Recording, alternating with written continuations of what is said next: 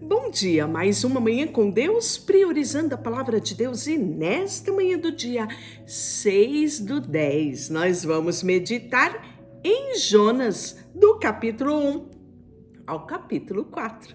E que a paz do Senhor encha o teu coração nesta manhã. Você já é inscrito aqui no canal? Que bom!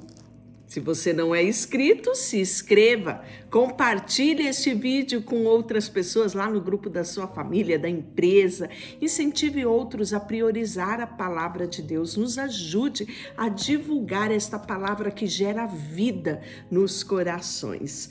Depois, de falarmos um pouquinho, eu sempre esqueço de ter essa parte de pedir para compartilhar, Todo mundo faz isso.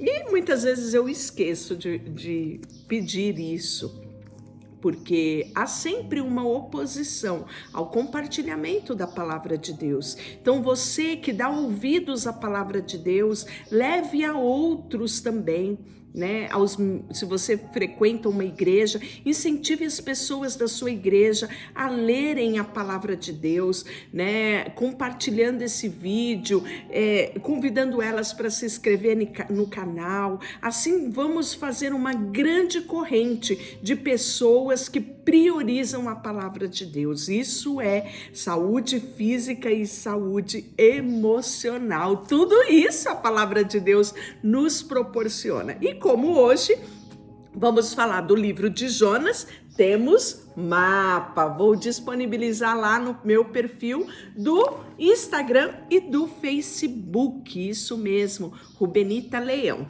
E o livro de Jonas nós vamos compartilhar hoje porque ele tem apenas 4 capítulos. É uma das histórias mais conhecidas da Bíblia. Até mesmo as criancinhas já conhecem a história de Jonas. O livro de Jonas há uma divergência. Alguns acham que foi escrito pelo próprio Jonas. Outros acham que não. Por que a dúvida? Porque no capítulo 1 ele vai falar na terceira pessoa e aí não há evidências concretas de que tenha sido Jonas mesmo o escritor desse livro. Mas Jonas significa pombo, o nome dele, isso mesmo. Ele vai escrever esse livro, o autor, para o povo de Israel, abrindo os olhos do povo de Israel para que eles compartilhassem mais das experiências do Deus vivo que eles serviam. Será um incentivo aos israelitas para que eles atendam ao chamado de Deus, de estender o amor, a misericórdia de Deus às outras nações. Então, nós, se podemos resumir o livro de Jonas, nós podemos resumir os 4 capítulos em desobediência de Jonas, reação de Deus. Obediência de Jonas, reação de Deus, Então, sem maiores delongas, vamos iniciar o livro de Jonas. Veio a palavra do Senhor a Jonas, filho de Amitai, dizendo: dispõe-te, vai à cidade de Nínive e clama contra ela, porque sua malícia subiu até mim. Então, livro de Jonas está no contexto, histórico aqui, que a gente já vem compartilhando, tanto dos profetas maiores quanto dos menores, e o contexto histórico é de 2 Reis, do capítulo 14, versículo 25. Jonas se dispõe, mas para fugir da presença do Senhor. E aí ele vai para Tarse, tendo descido a Jope, achou um navio que ia para Tarse, pagou pela sua passagem, embarcou nele para ir com eles a Tarse, para longe da presença de Deus. Inocente, não é? Mas o Senhor lançou sobre o mar um forte vento e fez no mar uma grande tempestade. O navio estava a ponto de se despedaçar. Então, o que nós aprendemos aqui, logo nesse primeiro momento do livro de Jonas? Que toda desobediência gera uma perda, um prejuízo. É isso mesmo. Pois bem, os marinheiros, cheios de medo, clamavam cada um aos seus deuses. e lançavam no mar a carga que estava no navio para aliviarem o peso dela. Jonas, porém, havia descido para o porão e, deitado, dormia profundamente. Ou seja, a desobediência de Jonas gerou perdas e prejuízo para outras pessoas, não foi só para ele não, né? Pessoas até mesmo que nem conhecia a ele. Chegou a ele o mestre do navio e lhe disse: que passas contigo, agarrado nesse sono? Levanta e invoca o teu Deus. Talvez assim esse Deus se lembre de nós, para que não pereçamos. E diziam uns aos outros: vinde, lancemos sorte, para que saibamos por que causa nos sobreveio esse mal. E lançaram sorte, e a sorte caiu sobre Jonas. Percebe que Jonas, vendo todo aquele tumulto, não abre a boca para dizer nada.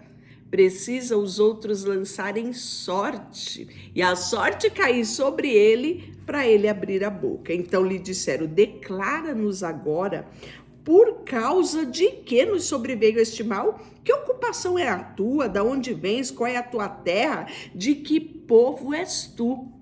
E ele lhe respondeu: sou hebreu e temo ao Senhor Deus dos céus, que fez o mar e a terra. Então os homens ficaram possuídos de grande temor e lhe disseram: que é isto que fizestes? Pois sabiam os homens que ele fugia da presença do Senhor, porque ele mesmo havia declarado. Olha só, né? Disseram-lhe: que te faremos para que o mar se acalme? Porque o mar ia se tornando cada vez mais tempestuoso. E respondeu: toma-me, lança-me ao mar, e o mar se aquietará. Porque eu sei que por minha causa vos sobreveio esta grande tempestade. Entretanto, os homens remavam, esforçando-se para alcançar a terra.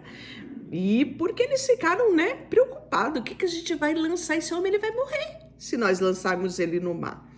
E aí eles clamaram ao Senhor, dizendo: ah, Senhor, rogo-os que não pereçamos por causa da vida desse homem, né? E aí, mesmo eles ali orando, né? Mesmo eles clamando ao Deus de Jonas, né?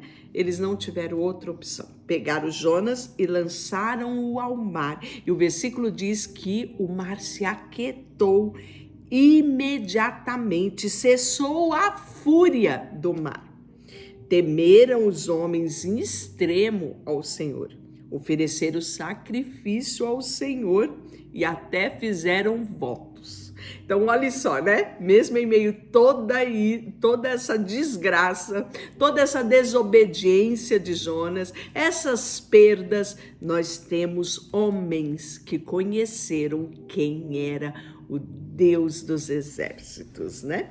E aí nós vamos ver que deparou o Senhor com um grande peixe que tragasse a Jonas, e esse Jonas 3 dias, 3 noites no ventre do peixe. E aí no capítulo 2 nós vamos ter a oração de Jonas. Então Jonas, no ventre do peixe, orou ao Senhor Deus e disse: na minha angústia clamei ao Senhor, e ele me respondeu. Do ventre do abismo gritei, e tu ouvistes a minha voz. Pois me lançastes no profundo, no coração dos mares, nas correntes das águas me cercou, todas as suas ondas e todas as tuas vagas passaram por cima de mim. Então eu disse: lançado estou de diante dos olhos, tornarei porventura a ver o santo templo. As águas me cercaram até a alma, o abismo me rodeou, desci até as profundezas dos montes, desci a terra até os ferrolhos, e as correntes sobre mim para sempre. Contudo, fizeste subir da sepultura minha alma, ó Senhor meu Deus. Quando dentro de mim desfalecia a minha alma, eu me lembrei do Senhor, e subiu a minha oração no seu santo templo. E aí, né, nós vamos ver que ele faz um voto, mas com a voz do agradecimento: eu te ofereci sacrifício. O que votei, pagarei. Ao Senhor pertence a salvação. E aí, no capítulo 3, Jonas decide obedecer, né? Depois desse sufoco, ele vai à cidade de Nínive. Ele prega, né? Dispõe-te, né? Vai à cidade de Nínive e proclama com grande a mensagem que eu te digo. E levantou Jonas, foi a Nínive, segundo a palavra do Senhor. Nínive era uma cidade muito importante diante de Deus. De 3 dias ele levou para percorrer a cidade, né? E aí nós vamos ver que ele percorria essa cidade, e essa cidade era uma cidade totalmente pervertida. Se você for consultar a história, você vai ver que Nínive era uma cidade perversa. Homens perversos existiam ali na cidade de Nínive. Tanto é que esta era a relutância de Jonas, porque eles já tinham feito muito mal ao povo de Israel, né? Então nós vamos ver que Jonas vai relutar em proclamar as advertências de Deus, porque ele sabia quem era aquele povo. E os ninivitas, por incrível que pareça, creram em Deus. E sabe o que eles fizeram? Proclamaram o jejum, vestiram-se de pano de saco, do maior ao menor. Chegou esta notícia ao rei de Nínive, e ele levantou do seu trono, tirou as suas vestes reais, cobriu de pano de saco, assentou-se sobre as cinzas e proclamou para que se divulgasse em Nínive o mandado do rei: nem homens, nem animais, nem bois, nem ovelhas provem qualquer coisa, nem se levem ao pasto para beber água. Mas sejam cobertos de pano de saco, tanto homens, animais, clamarão fortemente a Deus e se converterão, cada um do seu mau caminho e da violência que há nas suas mãos. Quem sabe se voltará a Deus e se arrependerá e se apartará do furor da sua ira de sobre nós para que pereçamos? Viu Deus o que fizeram, como se converteram do seu mau caminho. E Deus se arrependeu do mal que tinha dito que faria e não o fez. Olha que lição esse povo nos dá. Olha que lição eles dão ao povo de Israel, não é mesmo? Porque uma nação que não conhecia este Deus, uma nação perversa, eles tiveram essa atitude diante da mensagem profética de Jonas. Tantos profetas profetizaram a Israel e eles não deram ouvido. Então, pense só como aprendemos com os ninivitas. E aí o descontentamento de Jonas, sabe por quê? Porque ele queria pregar e pensava ele que o povo não se arrependeria e Deus destruiria Nínive. Então ele falou: eu vou pregar logo para que Nínive seja destruído, eles merecem ser destruídos. Mas, para o desgosto de Jonas, eles se arrependeram. Com isso, desgostou-se Jonas extremamente, ficou irado e orou ao Senhor: ah, Senhor, não foi isso que eu disse, estando ainda na minha terra? Por isso me adiantei fugindo para Tarse, pois sabia que Deus é grande, clemente, misericordioso, tardio em irar-se e grande em benignidade, e que te arrepende do mal. Peço-te, Senhor, tira minha vida, porque melhor é morrer do que viver. Olha só, não é? Interessante que quando eu leio o livro de Jonas, eu sempre lembro de um DVD, olha só, um DVD que nós tínhamos em casa, não é? E a minha filha Raíssa assistia esse DVD quando ela era criança, né? Ela devia ter ali uns 8, 9 anos mais ou menos, e ela gostava muito de assistir esse DVD de criança, né? Era um desenho animado da história de Jonas. E Jonas tinha cara de ranzinza. Isso, sabe, meio careca assim, aquele homem com a cara ranzinza, e até hoje eu guardo essa imagem do profeta Jonas. Então, quando eu leio, principalmente essas partes deles contendendo com Deus, eu me lembro daquele desenho que a minha filha assistia quando era criança, do profeta Jonas, né? Então, essa imagem que eu tenho, não sei qual é a imagem que você tem, comenta aqui comigo que eu quero compartilhar, né, essa memória que eu tenho com você, né, da imagem que eu tenho do profeta Jonas. E disse o Senhor: é razoável essa tua ira, Jonas? Então Jonas saiu da cidade, assentou-se no oriente da mesma e ali fez uma enramada e repousou debaixo dela à sombra até ver o que aconteceria à cidade. Sabe o que aconteceu com Jonas? Vou pagar para ver se esse povo não vai ser destruído. Pois é.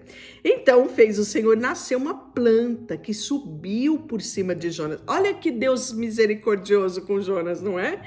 Para que fizesse sombra sobre a cabeça dele, a fim de o livrar do desconforto. Jonas se alegrou ao extremo por causa dessa planta. Mas Deus, no dia seguinte, ao subir da alva, enviou um verme, o qual feriu a planta e ela secou. E nascendo o sol, Deus mandou um vento calmoso oriental, e o sol bateu na cabeça de Jonas, de maneira que ele desfalecia, pelo que pediu para si de novo, né? A morte. Pois é, melhor me é morrer do que viver. Então perguntou Deus a Jonas: é razoável essa tua ira por causa da planta? Respondeu: é razoável a minha ira até a morte. Tornou o Senhor: tens compaixão da planta que te não custou trabalho, da qual não fizeste crescer, que numa noite nasceu e numa mesma noite pereceu? E não hei de eu ter compaixão da grande cidade de Nínive, que há mais de 120.000 pessoas que não sabem discernir entre a mão direita e a mão esquerda, e também muitos animais? É assim que finaliza o profeta Jonas. Este livro é incrível, não é? Por isso que as crianças gostam tanto da história de Jonas, né? Por todo o contexto, pelo extraordinário do peixe que engoliu a Jonas, mas também por toda essa insistência de Deus de ensinar ao profeta o grande amor derramado pelas nações. Deixa eu orar por você, Senhor, nesta manhã. Colocamos diante de Ti o nosso coração, a nossa vida, tudo que temos e tudo que somos, e queremos sim ser propagadores do Teu grande amor, conhecido por nós. Queremos também fazer conhecido a outros. Colocamos diante de Ti tudo o que temos e somos. Em nome de Jesus, amém. Deus te abençoe. E amanhã tem Miqueias.